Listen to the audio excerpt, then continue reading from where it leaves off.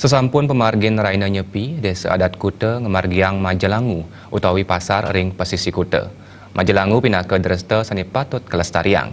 Sekali punika kebawasang Desa Adat Kuta wayan wasista.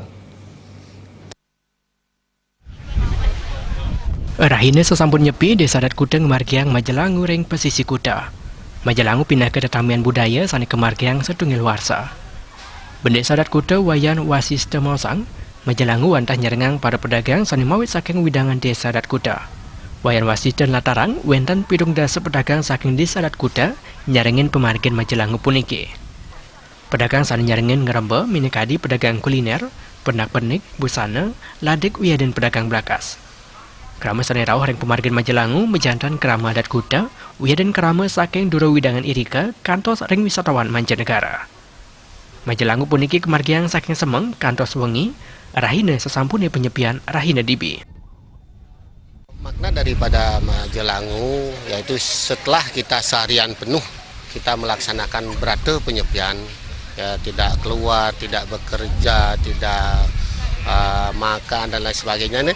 Nah sekarang Majelangu ini adalah kita merasa sukacita, ya, merasa bahagia kita setelah lewati dengan bercatur berata penyepian sehingga yang kita warisi dari nenek moyang kita.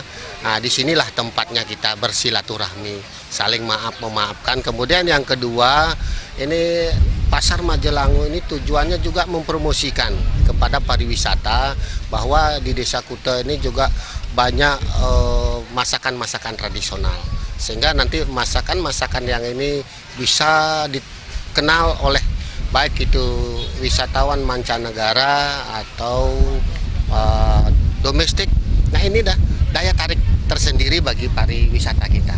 Untuk yang berjualan di pasar Majelangu untuk tahun ini kita khususkan bagi warga adat desa. Majelangu wantah matatujon malila cita melarapat antuk parikrama sosial. Pasar Majelangu puniki sepisanan kangen incapang kasuketan krama Desa Adat Kuta. Parikrama Majelangu puniki kaptiang Presiden Raja kantos Rika Wekas.